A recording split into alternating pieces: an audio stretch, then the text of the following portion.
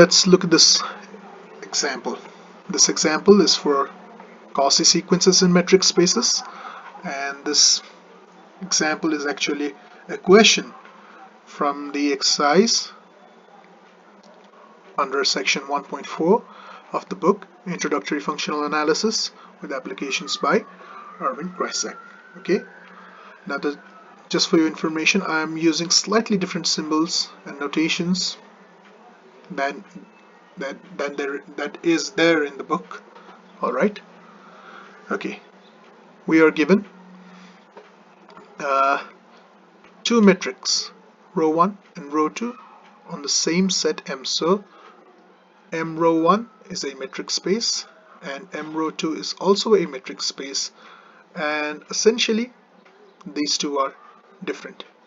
Two different metrics defined on the same set M. Okay, and these two metrics,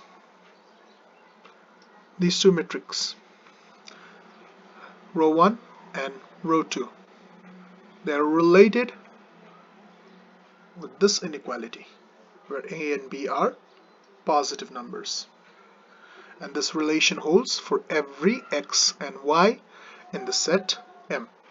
Alright, so that's what we are given, and what we need to prove is that this is one metric space, this is the another metric space, only the underlying set for the metric space, they are same. Otherwise these two are not necessarily identical metric spaces. Yes, the underlying set in both the metric spaces, they're same, but it's not necessary that these two are identical or the same metric spaces. So what I mean, if they are identical, there's nothing to prove. Okay, M row 1 and M row 2, if they are the same metric spaces, then obviously the Cauchy sequence in one is the Cauchy sequence in another. But we're assuming that they are not the same.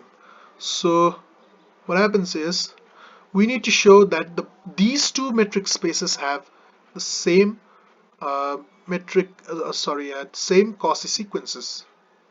So what we need to do is that we need to show if we take a Cauchy sequence in this space, in the first space, then it is also a Cauchy sequence in this space.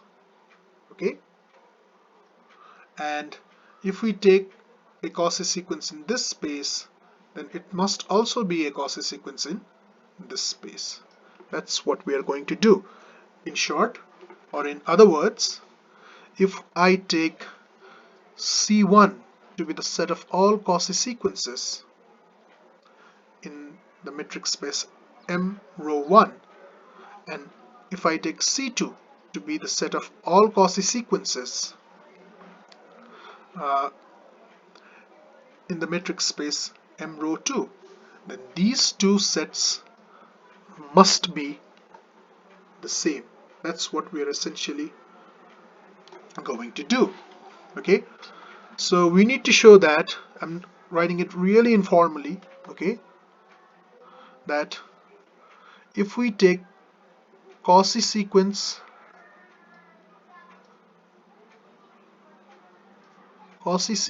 in M row 1, if we take a Cauchy sequence in M row 1, then it must be a Cauchy sequence in M row 2. Alright, and conversely, if we take a Cauchy sequence in M row 2, we must get a Cauchy sequence in M row 1. Okay, now let's look at the first implication. Let's look at, now this is really an informal way of writing. I won't suggest you to write it like this. Okay, now let's work with this inequality, this implication. So let us take any Cauchy sequence in what do you call it, be any Cauchy sequence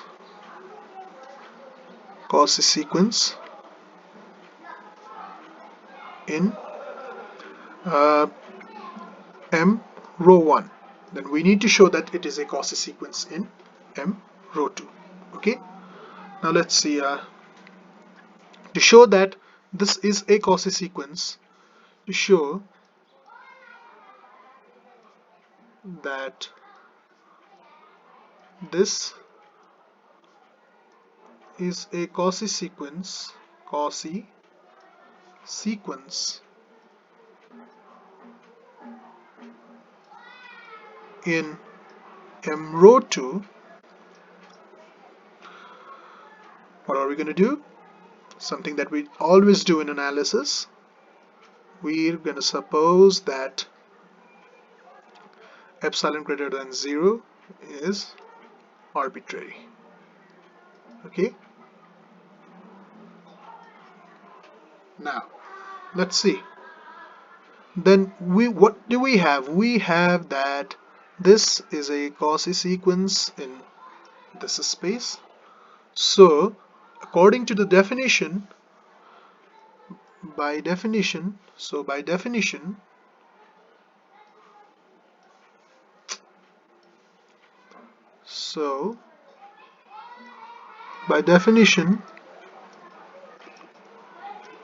we must obtain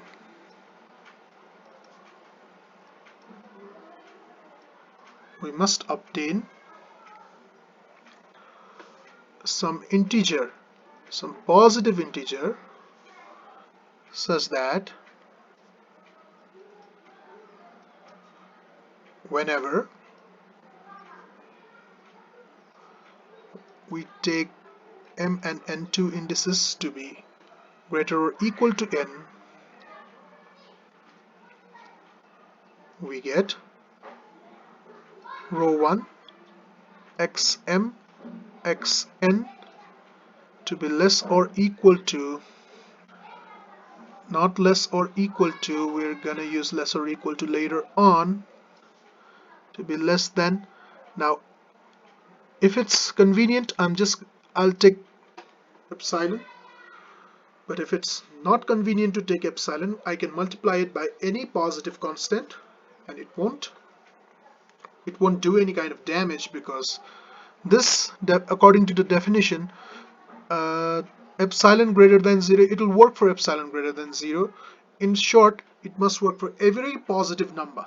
So it works for epsilon greater than 0 to epsilon greater than 0, epsilon by 2 greater than 0, and so on. Okay, that's how it works. So just to make sure I get epsilon in the end, it's not necessary, but I prefer getting epsilon in the end. So let's look at this. Now I cannot include row 2 over here. Row 2 somewhere over here in the middle. So I'll try to include row 2 over here to get a convenient inequality. Okay, so to do that, what am I supposed to do now? Let's see. If I get b1 over here, then I can get row 2 xm xn, something like this. Okay, so to get a factor of b1 and epsilon in the end, it will be convenient for me to divide it by b. And now it won't do any kind of damage because b is positive. B is given to be positive. Okay, that's why it's nothing wrong over here. Now let's see, we can write this as, this will hold if and only if b row 1 xm xn less than this holds. This will hold if and only if, okay, I'm not going to use if and only if, because if row 2, if I'm doing something like this, it doesn't guarantee that epsilon, any arbitrary epsilon, is less than b row 1. Okay, if I do something like this, so I'm not going to do it, at least, but this will still hold. I can write this but not the other way around. Okay, so taking any arbitrary epsilon greater than 0, we've found any positive integer n such that whenever we take this to be true, we're going to get this to be true. So since this is arbitrary, we can say that so for every epsilon greater than 0, there exists n belongs to z plus such that m n greater or equal to n, where these two are integers, row 2 xm xn is less than epsilon. That is xn, this is a Cauchy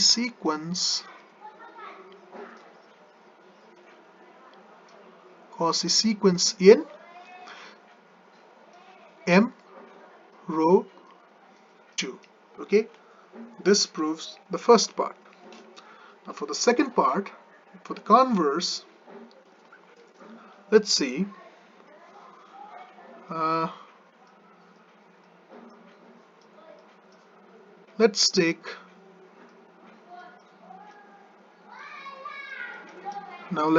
this to be, let this be a Cauchy sequence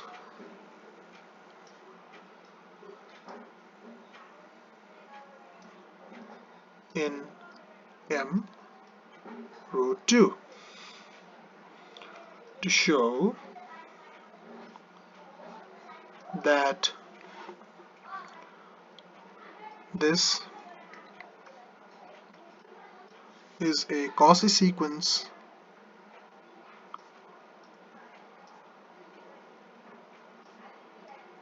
in M row 1.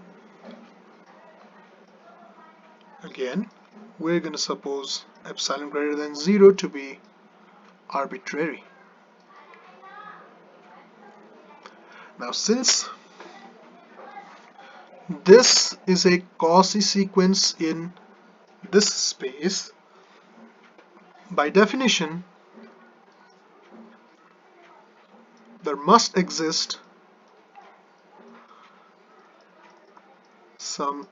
Now you can use different notations than in the previous part of the proof. It won't really matter if you use the same notations like I'm using right now, but if you prefer to use different notations, you can use different notations. Alright, such that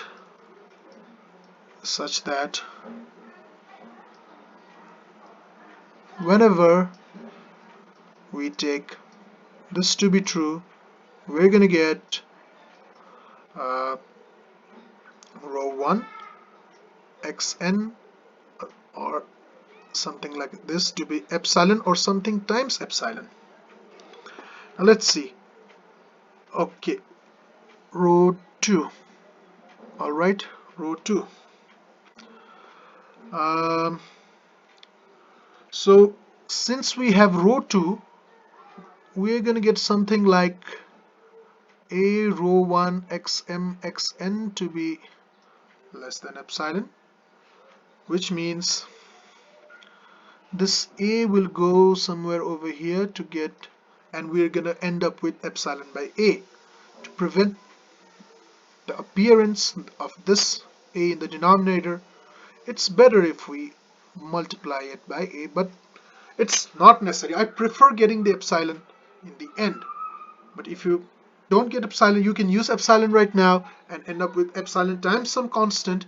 You'll still be fine, the proof will still be valid, but I prefer getting epsilon in the end, so that's why I'm using the constants right now.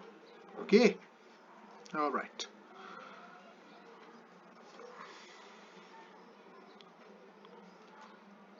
So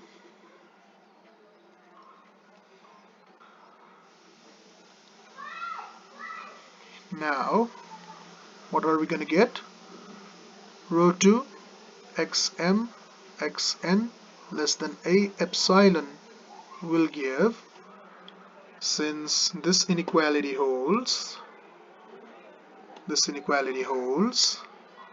we're going to get um, a rho 1 xm xn to be less than a epsilon.